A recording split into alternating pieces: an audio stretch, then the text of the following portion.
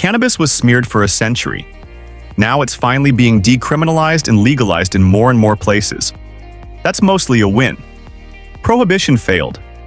But legalization isn't a hall pass to ignore real risks. The history of cannabis is fascinating and complex. It's been used for thousands of years, not just for recreational purposes, but also for medicinal and spiritual ones. Over time, different strains have been developed, each with its own unique effects. Some strains are more relaxing, while others are more energizing. Now, weed or cannabis is everywhere. It's in our news, our entertainment, and even our medicine.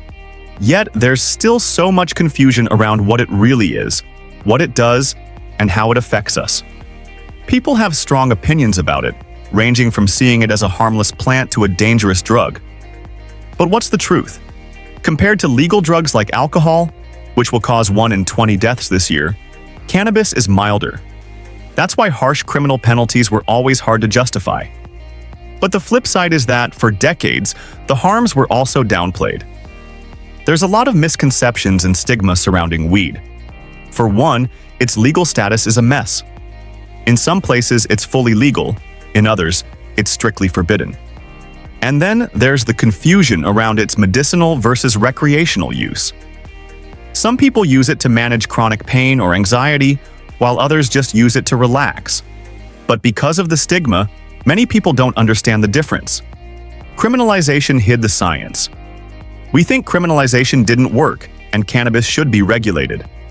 But regulation requires honesty. Cannabis is a drug, with clear upsides and real downsides. Researchers faced legal and bureaucratic roadblocks. Long-term studies were scarce and small. Only recently has better research become possible, and the results aren't all pretty. Cannabis is still less harmful than alcohol overall, but it isn't harmless. It's more addictive than many assumed and can cause real problems with long-term heavy use. The stigma also leads to a lack of open conversation about weed. Many people are misinformed or don't know much about it beyond the headlines. For instance, some think that using weed recreationally will automatically lead to addiction, or that it's a gateway to harder drugs. But research shows that this isn't necessarily true. The reality is more complex. Moreover, the discussion around medicinal weed is often muddled. While it's clear that cannabis can help with certain conditions, there's still much to learn about its long-term effects. And then there's the challenge of ensuring that people have access to safe, regulated products. Let's go through the evidence. Weed is getting stronger. THC, the chemical that gets you high, binds cannabinoid receptors and shifts brain activity. More THC equals stronger highs. Markets have responded. In the US, Canada, and Europe, average THC concentrations have risen substantially over recent decades. Concentrates and edibles with very high THC are common. Products under 15% THC are less common. That matters. Nearly every harm grows worse with higher THC. At the same time, more people use cannabis. We can't definitively blame legalization. The trend began decades earlier. But the simple facts are, more people are using, and the weed is stronger. Addiction is real. The weed isn't addictive line is misleading. Most users are fine. Roughly 8 out of 10 use casually without major problems. But about 2 in 10 show signs of a cannabis use disorder, CUD. Around 1 in 10 develop serious dependence. CUD covers behaviors like inability to stop, using despite harm, tolerance, and withdrawal. Basically doing it too often, even when it hurts. Risk comes down to 3 things: THC dose, frequency, and age at first use. High THC daily use and early starts are the riskiest combinations.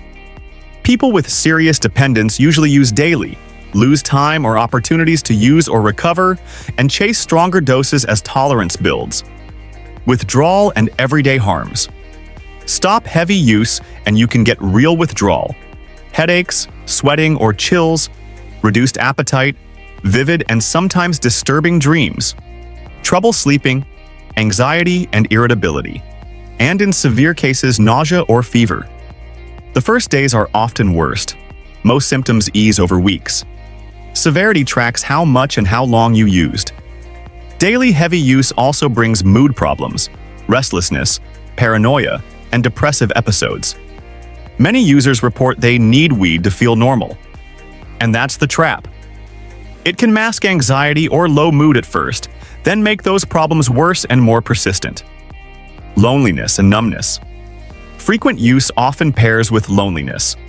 You might use to feel less alone, but heavy use can increase social awkwardness and withdrawal. That creates a loop. You use to feel better, then use more, then pull away from friends. Many heavy users describe a numbness. Boredom stops signaling action. Motivation and creativity dull. Days fill with low-effort content and habit. That numbness protects you from discomfort but stalls growth and makes quitting feel unbearable because ordinary life seems dull. Weed and the brain. Science here is messy and still evolving. THC acts on cannabinoid receptors and changes brain activity. Heavy long-term use has been linked to worse memory, attention, learning, decision-making, and impulse control in some studies. For many people, these effects improve after months or years of abstinence. For others, recovery is slower or incomplete. We need more long-term research to know exactly how permanent these changes are. Why teens are the biggest concern. The clearest signal from the research is about adolescence. Teen brains are still developing. Heavy use in the teenage years is associated with poorer school performance, lower chances of finishing education, and lower life satisfaction on average. It's also linked to a higher risk of psychosis and schizophrenia spectrum problems later in life. Risks that rise with earlier start age and higher THC doses. Whether cannabis is the direct cause or one contributing factor is debated, but the association is strong enough to be a major public health concern. The effects of weed on the mind and body are varied. THC, one of the main components of cannabis, interacts with our brain's endocannabinoid system, producing a high. But CBD, another component, doesn't produce a high and is often used for its medicinal properties. The benefits can include pain relief and reduced inflammation, but there are also risks, such as dependency and cognitive impairment. Understanding these effects is crucial for making informed choices about weed. What might be beneficial for one person could be harmful to another. For example, younger brains are more susceptible to the negative effects of THC. On the other hand, for some people, weed can be a lifesaver by helping manage chronic conditions. So, what's the most significant insight about weed? It's that weed is complex, and its impact varies widely depending on how it's used and by whom.